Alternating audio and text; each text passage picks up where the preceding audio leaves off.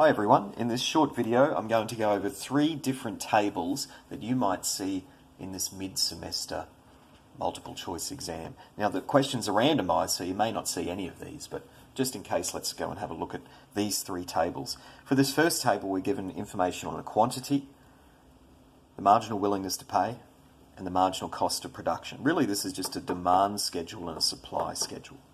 So as quantity increases, demand decreases and supply increases, or the quantity is demanded and supplied. So a question is, what's the socially efficient output level? So if this is demand and this is supply, and we know that we're at our socially efficient quantity when demand and supply meet, that is graphed like this point here at the equilibrium, well that's the quantity that we'd be after, right there. So in other words, we want to find where this column is the same value as this column. And we look at this number down to, say, here we'll stop at number 9. So quantity of 9. I've stopped here because my willingness to pay is 170 and the cost of production is 160. If I go any further, the willingness to pay is less than the cost of production. So I won't do that. So the answer to what is the socially efficient output level is quantity of 9. Now let's figure out the net social benefits. At the quantity of 9, I add up all of these marginal willingnesses to pay, and I add up all of these marginal costs of production, again up until that quantity. So this column up until quantity of 9, and this column up until quantity of 9. I subtract this cost from this marginal willingness to pay in order to get the net social benefit. Another type of table you might see.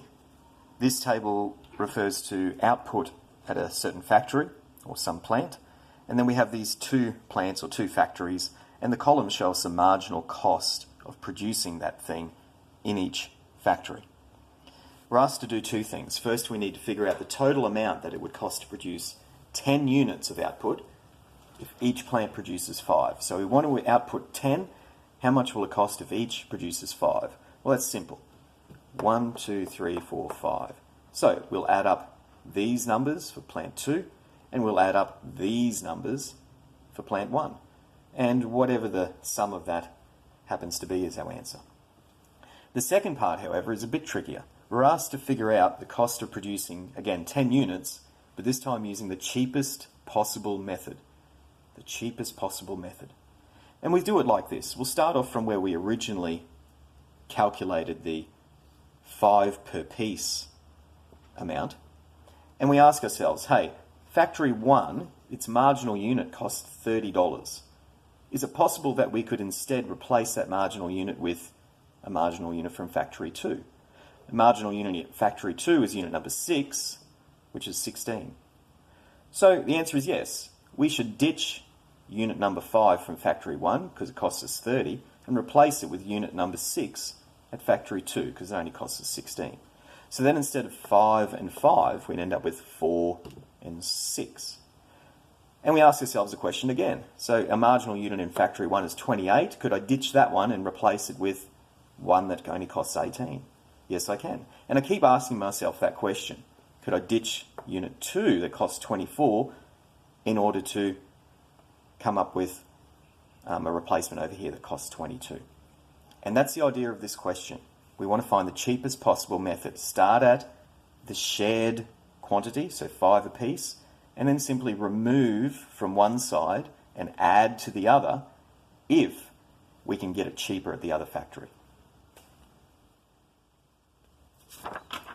The final table I wanted to look at is this table that concerns widgets, Joe's marginal willingness to pay, and Sue's marginal willingness to pay.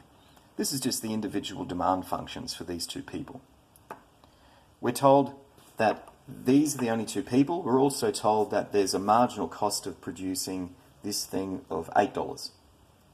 So we have information on demand, we have information on cost. So what we're going to end up doing, and you don't need to do this in an exam obviously, but you'll have a demand curve made up of Joe and Sue's willingnesses to pay, and then you'll have this marginal cost curve here which is set at $8, it tells us, like that. So we're ultimately being asked, what is the socially efficient output level? Well, we want to find that quantity where these two meet, right, at that equilibrium. That quantity there. I've gone in a frame, so that quantity there. That's what we want to find. First things first, though, we have to construct this demand curve. Remember, these are individual demand schedules, so we simply add them. What is the willingness to pay for both of them for one widget? Well, I add 13 and 5. For 2, I add 12 and 4. For 3, I add 11 and 3, etc., etc. I'm simply adding these two numbers to get the overall willingness to pay. Now, if I know that the marginal cost is $8, well, the number of widgets is going to stop at the quantity where the marginal willingness to pay is also $8. Why? Because it's at the same quantity where these two curves meet. So let's have a look at this. We could do some calculations to come up with another column, but I can easily see that the $8 mark, as far as willingness to pay is concerned, is found at widget number 6.